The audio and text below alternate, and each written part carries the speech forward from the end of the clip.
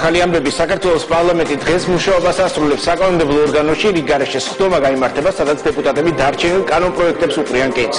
უმრავლესობა 4 წლიან საპარლამენტო მუშაობას ეფექტურად აფასებს. გიგი წერეთლის განცხადებით, საქართველოს პარლამენტმა ამ პერიოდში ქვეყანაში სტაბილური სიტუაციის შექმნა შეძლო.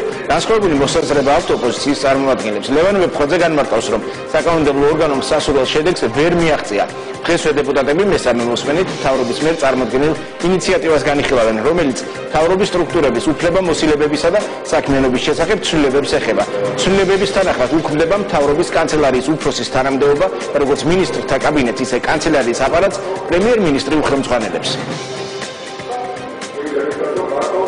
უფრო მეტი სარგებელი ხალხს, მათ შორის ნიშნავს იმას, რომ პრობლემების მოგვარება უნდა მოხდეს ძალიან სწრაფად, ამიტომ მთავრობის მუშაობის დროს შემოტანილი იქნება დოკუმენტების ელექტრობრუნვა და ჩვენ ვიღებთ სწორედ ამ გადაწყვეტილებას, რაც გაზრდის მთავრობის მუშაობის ეფექტურობას და შესაბამისად ამ პროცესს, ისევე როგორც მთლიანად მთავრობის მუშაობისას, უხელმძღვანელებს საქართველოს პრემიერ-მინისტრი. მოწვევის პარლამენტმა მიუხედავად სირთულეებიც, რაც მას ჰქონდა, პირველი სკოლისა შეიძლება იყოს ომის შემდგომი პერიოდი, შიდა პოლიტიკური სირთულეები და ასე შემდეგ, მაინც მოახერხა ყოფილიყო ეფექტურად მომუშავე, ყოფილიყო ხელისშემწყობი ქვეყანაში სტაბილური განვითარების წინსვლის ეკონომიკაში და ამისთვის ძალიან ბევრი კანონი იქნა მიღებული, ალბათ ასეულობით კანონი, რამაც კიდევ უფრო ადვილი გახადა ქვეყანაში ეკონომიკური საქმიანობა. ამ პარლამენტმა 4 წლის განმავლობაში ბევრი რამე ვერ მოახერხა.